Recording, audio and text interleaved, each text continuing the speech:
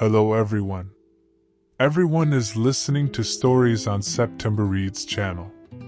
Please subscribe to the channel to help the channel grow. Thank you.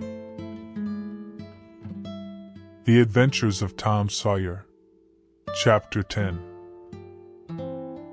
The two boys flew on and on, toward the village, speechless with horror. They glanced backward over their shoulders from time to time, apprehensively, as if they feared they might be followed. Every stump that started up in their path seemed a man and an enemy, and made them catch their breath, and as they sped by some outlying cottages that lay near the village, the barking of the aroused watchdogs seemed to give wings to their feet. "If we can only get to the old tannery before we break down," whispered Tom, in short catches between breaths. "I can't stand it much longer." Huckleberry's hard pantings were his only reply, and the boys fixed their eyes on the goal of their hopes and bent to their work to win it. They gained steadily on it, and at last, breast to breast, they burst through the open door and fell grateful and exhausted in the sheltering shadows beyond. By and by their pulses slowed down, and Tom whispered, "Huckleberry, what do you reckon'll come of this? If Dr. Robinson dies, I reckon hanging'll come of it. Do you though?" "Why, I know it, Tom." Tom thought a while, then he said, "Who'll tell?" "We? What are you talking about? S'pose something happened and Injun Joe didn't hang? Why, he'd kill us some time or other, just as dead sure as we're a-laying here." "That's just what I was thinking to myself, Huck.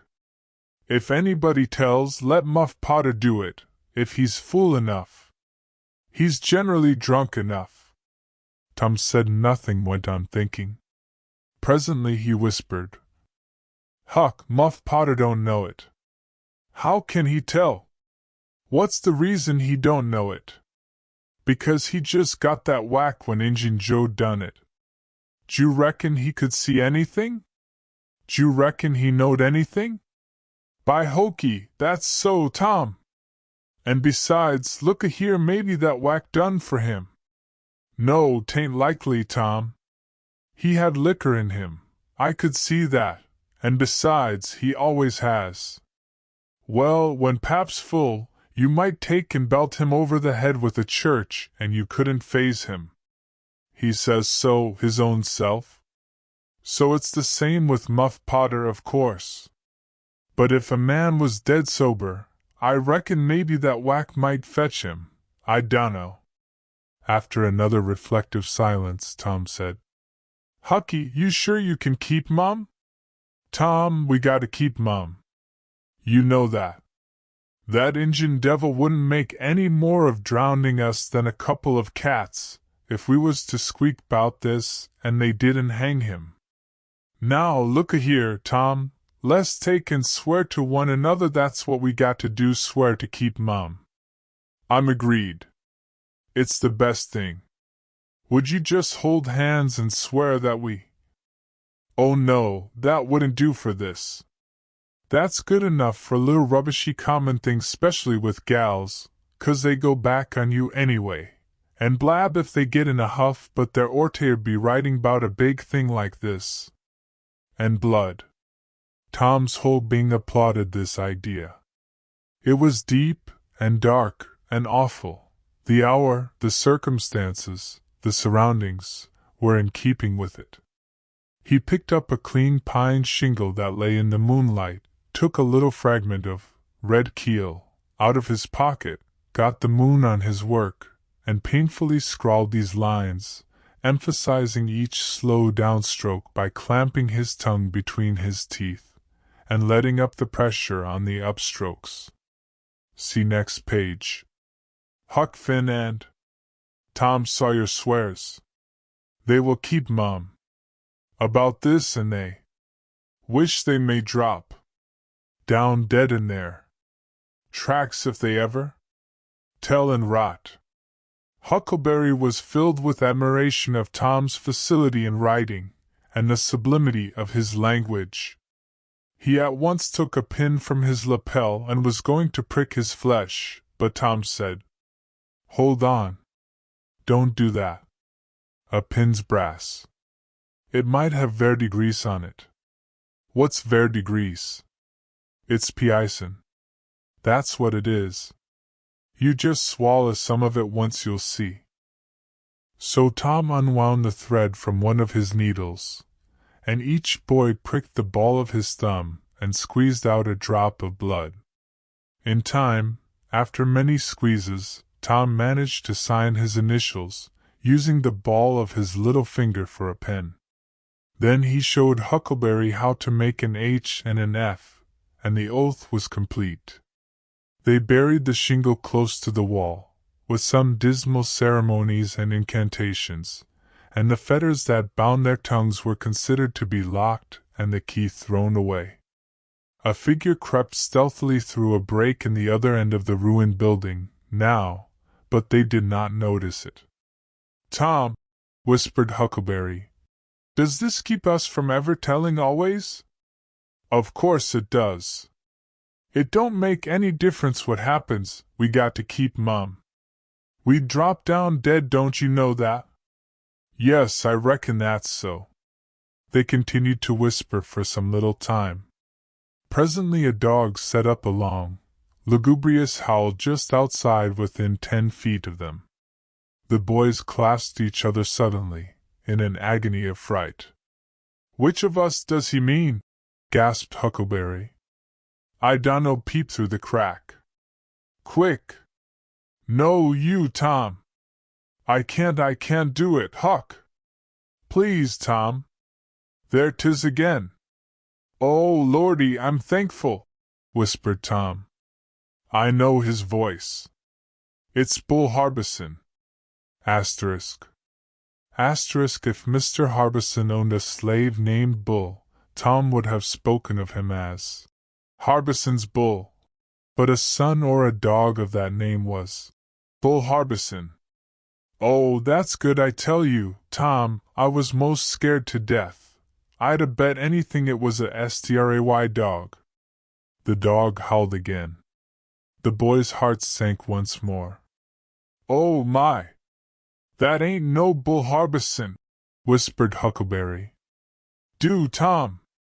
Tom, quaking with fear, yielded, and put his eye to the crack.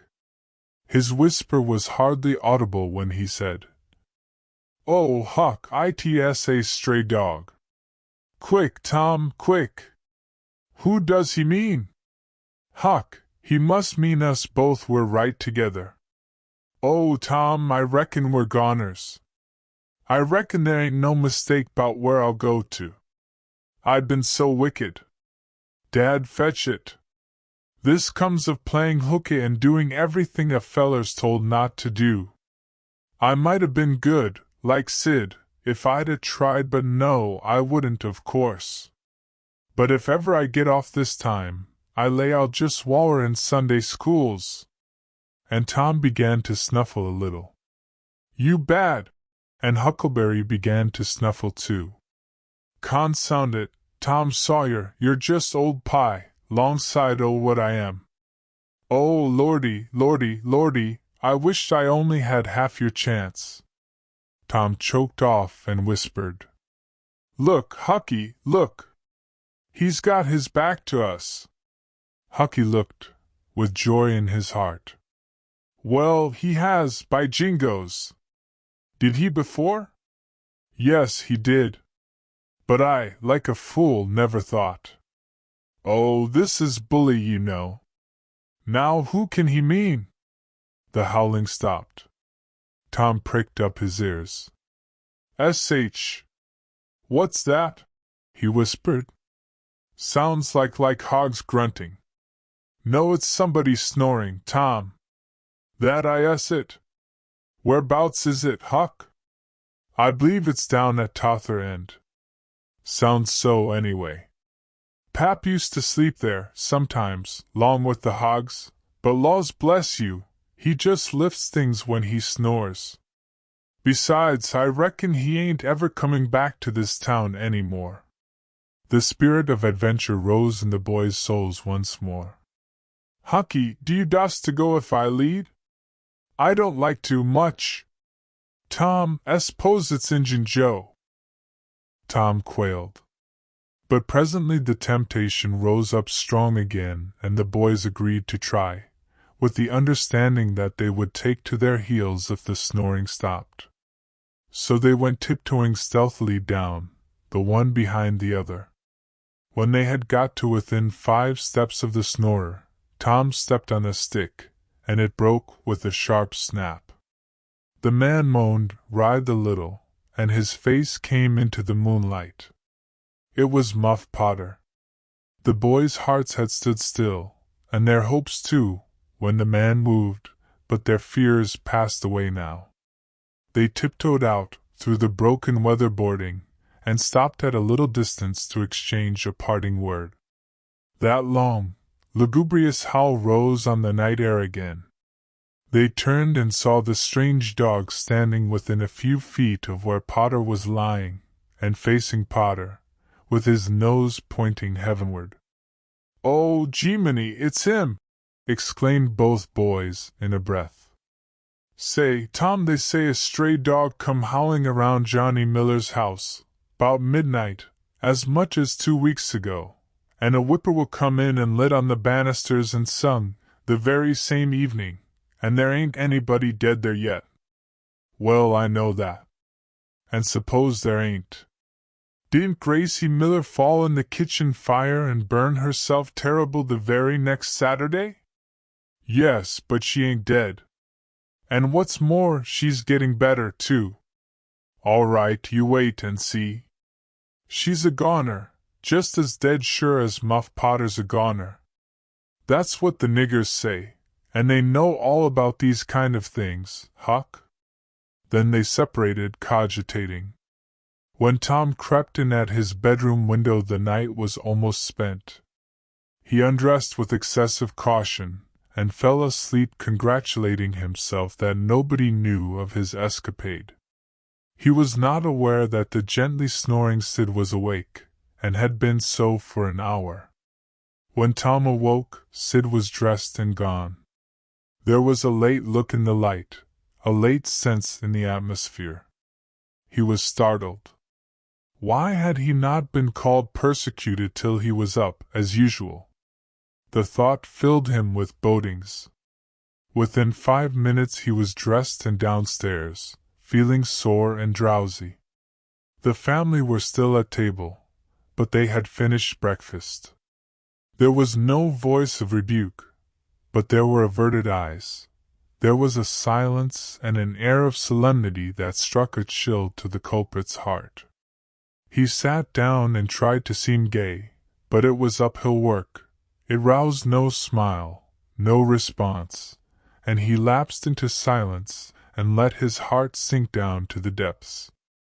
After breakfast his aunt took him aside, and Tom almost brightened in the hope that he was going to be flogged, but it was not so. His aunt wept over him and asked him how he could go and break her old heart so, and finally told him to go on, and ruin himself and bring her gray hairs with sorrow to the grave, for it was no use for her to try any more. This was worse than 1,000 whippings, and Tom's heart was sorer now than his body. He cried, he pleaded for forgiveness, promised to reform over and over again, and then received his dismissal, feeling that he had won but an imperfect forgiveness and established but a feeble confidence. He left the presence too miserable to even feel revengeful towards Sid, and so the latter's prompt retreat through the back gate was unnecessary. He moped to school gloomy and sad, and took his flogging, along with Joe Harper, for playing hooky the day before, with the air of one whose heart was busy with heavier woes and wholly dead to trifles. Then he betook himself to his seat, rested his elbows on his desk and his jaws in his hands, and stared at the wall with the stony stare of suffering that has reached the limit and can no further go. His elbow was pressing against some hard substance. After a long time he slowly and sadly changed his position, and took up this object with a sigh. It was in a paper. He unrolled it. A long, lingering, colossal sigh followed, and his heart broke. It was his brass and iron knob. This final feather broke the camel's back.